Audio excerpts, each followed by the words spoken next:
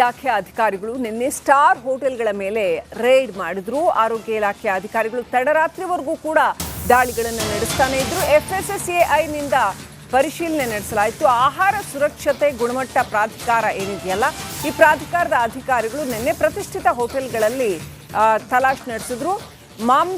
ಒಂದಷ್ಟು ಮಾಂಸವನ್ನು ವಶಕ್ಕೆ ಪಡೆದ್ರು. ಅಂದರೆ ಸಂಸ್ಕರಿಸದ ಮಾಂಸ. ಜೊತೆಗೆ ನಿನ್ನೆ ಹಲವು ಹೋಟೆಲ್ಗಳಲ್ಲಿ ಹಾಲು ಹಾಗೆ ಎಕ್ಸ್ಪೈರಿ ಡೇಟ್ ಆಗಿದ್ರೂ ಕೂಡ ಹಾಗೆ ಇಟ್ಟಿದ್ದಂಥದ್ದು ಕಂಡು ಬಂತು. ಕೆಲವೊಂದು ಕಡೆ ಕೊಳೆತ ತರಕಾರಿಗಳು ಕೂಡ ಇದ್ದದ್ದು ಕಂಡು ಬಂತು. ಸ್ಟಾರ್ ಹೋಟೆಲ್ಗಳಲ್ಲಿ ಈ ಪರಿಸ್ಥಿತಿ ಆದರೆ ಜನರ ಗತಿ ಏನು ಅನ್ನೋ ಪ್ರಶ್ನೆ. ಸಾವಿರಾರು ರೂಪಾಯಿ ಬೆಲೆ ತೆತ್ತು ಅಲ್ಲಿ ಜನ ಊಟ ತಿಂಡಿ ಮಾಡೋದಕ್ಕೆ ಬರ್ತಾರೆ. ಅತ್ಯಂತ ಹೆಚ್ಚಿನ ಮೊತ್ತದ ಹಣ ಕೊಟ್ಟು ನಂಬಿಕೆಯಿಂದಾಗಿ ಇಲ್ಲಿ ಶುದ್ಧವಾಗಿರುತ್ತೆ, ನಾವಿಷ್ಟು ಹಣ ಕೊಟ್ಟಿದ್ದೀವಿ ಅಂತ ಅಂದ್ಕೊಂಡು ಬರ್ತಾರೆ. ಆದರೆ ಅಲ್ಲೇ ಈ ರೀತಿ ಕೊಳಕು ತರಕಾರಿಗಳು, ಕೊಳೆತ ತರಕಾರಿಗಳು ಅಥವಾ ಎಕ್ಸ್ಪೈರಿ ಡೇಟ್ ಆಗಿರೋ ಹಾಲು ಈ ಥರದ್ದು ಉಪಯೋಗಿಸಿದ್ರೆ ಏನು ಗತಿ ಅನ್ನೋ ಪ್ರಶ್ನೆ ಇದೆ. ಇನ್ನಷ್ಟು ಅಪ್ಡೇಟ್ ಪಡ್ಕೊಳ್ಳೋಣ. ಪ್ರತಿನಿಧಿ ಸತ್ತಾರ್ ಲೈವ್ ಕನೆಕ್ಟ್ ಆಗಿದ್ದಾರೆ. ಸತ್ತಾರ್, ನಿನ್ನೆ ಇಡೀ ರಾಜ್ಯಾದ್ಯಂತ ಸಂಚಲನ ಮೂಡಿಸಿರ್ತಕ್ಕಂಥ ವಿಚಾರ ಇದು. ಏನಂತಂದರೆ, ಬೆಂಗಳೂರಿನ ಕೆಲವು ಸ್ಟಾರ್ ಹೋಟೆಲ್ಗಳಲ್ಲಿ ಈ ರೀತಿ ಕಳಪೆ ಆಹಾರ ತಯಾರಿಕೆಯ ಕಾರ್ಯ ನಡೀತಾ ಇದೆ ಅನ್ನುವಂಥದ್ದು.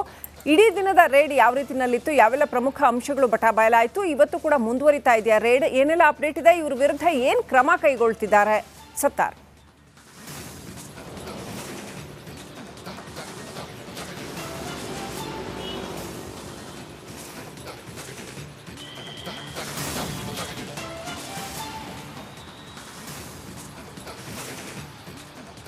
ಶ್ರೀಲಕ್ಷ್ಮಿ, ನಿನ್ನೆ ಆಹಾರ ಸುರಕ್ಷತೆ ಮತ್ತು ಗುಣಮಟ್ಟ ಇಲಾಖೆಯ 30 ತಂಡಗಳು ಬೆಂಗಳೂರಿನ 26 ಪಂಚತಾರ ಹೋಟೆಲ್ಗಳ ಮೇಲೆ ರೇಡ್ ಮಾಡಿ ಪರಿಶೀಲನೆ ಮಾಡಿದಂತಹ ಸಂದರ್ಭದಲ್ಲಿ ಒಂದು ಎಕ್ಸ್ಪೈರ್ಡ್ ಆಗಿರುವಂತಹ ಮಾಂಸವನ್ನು ಬಳಕೆ ಮಾಡ್ತಿರುವುದು ಪತ್ತೆಯಾಗುತ್ತೆ. ಜೊತೆಗೆ ಸಸ್ಯಾಹಾರಿ ಮತ್ತು ಮಾಂಸಾಹಾರ ಪದಾರ್ಥಗಳನ್ನು ಪ್ರತ್ಯೇಕವಾಗಿಡದೆ ಸಮರ್ಪಕವಾಗಿ ಪ್ರತ್ಯೇಕಿಸದೆ ಒಟ್ಟಾಗಿಟ್ಟಿರೋದು ಕೂಡ ಪತ್ತೆಯಾಗುತ್ತೆ. ಜೊತೆಗೆ ಕೇವಲ ಮಾಂಸ ಮಾತ್ರವಲ್ಲ, ಅಲ್ಲಿ ಬಳಸುವಂತಹ ತರಕಾರಿ ಕೂಡ ಕೊಳೆತೋಗಿರೋದು ಕೂಡ ಪತ್ತೆಯಾಗುತ್ತೆ. ಅದರ ಜೊತೆಗೆ ದಿನಸಿ ಪದಾರ್ಥಗಳು ಕೂಡ ಎಕ್ಸ್ಪೈರ್ಡ್ ಆಗಿರೋದು ಪತ್ತೆಯಾಗುತ್ತೆ. ಈ ಹಿನ್ನೆಲೆ ಸರಿಸುಮಾರು 90 kgಗೂ ಅಧಿಕ ಮಾಂಸವನ್ನು ಇದೀಗ ಜಪ್ತಿ ಮಾಡಿದ್ದಾರೆ. ಜೊತೆಗೆ 32 ಲೀಟರ್ ಹಾಲನ್ನು ಏನ್ ಮಾಡಿದ್ದಾರೆ, ಅದನ್ನು ಅಲ್ಲೇ ನಾಶ ಮಾಡುವಂತಹ ಒಂದು ಕೆಲಸವನ್ನು ಮಾಡಿದ್ದಾರೆ.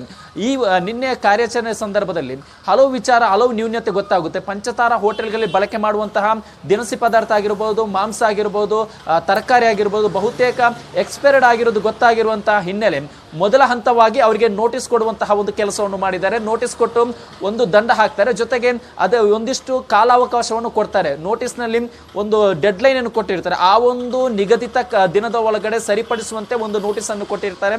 ಮತ್ತೆ ಆಹಾರ ಸುರಕ್ಷತೆ ಗುಣಮಟ್ಟ ಇಲಾಖೆ ಅಧಿಕಾರಿಗಳು ಆ ಒಂದು ನಿಗದಿತ ದಿನಾಂಕದ ಒಳಗಾಗಿ ಮತ್ತೊಮ್ಮೆ ಪರಿಶೀಲನೆ ಮಾಡ್ತಾರೆ. ಪದೇ ಪದೇ ಲೋಪ ಕಂಡು ಬಂದರೆ ಅಥವಾ ಗಂಭೀರ ಸ್ವರೂಪವಾಗಿರುವಂತಹ ನ್ಯೂನತೆ ಕಂಡು ಬಂದಲ್ಲಿ ಮಾತ್ರ ಲೈಸೆನ್ಸ್ ಅನ್ನು ಸಸ್ಪೆಂಡ್ ಮಾಡ್ತಾರೆ. ಮೊದಲ ಹಂತವಾಗಿ ನೋಟಿಸ್ ಕೊಡುವಂತಹ ಒಂದು ಕೆಲಸವನ್ನು ಮಾಡಿದ್ದಾರೆ. ಇವತ್ತು ಕೂಡ ಅವರು ಕೆಲವೊಂದು ಹೋಟೆಲ್ಗಳ ಮೇಲೆ ರೇಡ್ ಮಾಡುವಂತಹ ಸಾಧ್ಯತೆ ಇದೆ. ನಿನ್ನೆ ಮಧ್ಯರಾತ್ರಿ 1 ಗಂಟೆಯ ತನಕ ಕೂಡ ರೇಡ್ ಮಾಡಿ ಆಹಾರದ ಗುಣಮಟ್ಟವನ್ನು ಕೂಡ ಪರಿಶೀಲನೆ ಮಾಡಿರುವಂಥದ್ದು. Srilakshmi, right, thank you Sattar ಡೀಟೇಲ್ಸ್ಗಾಗಿ.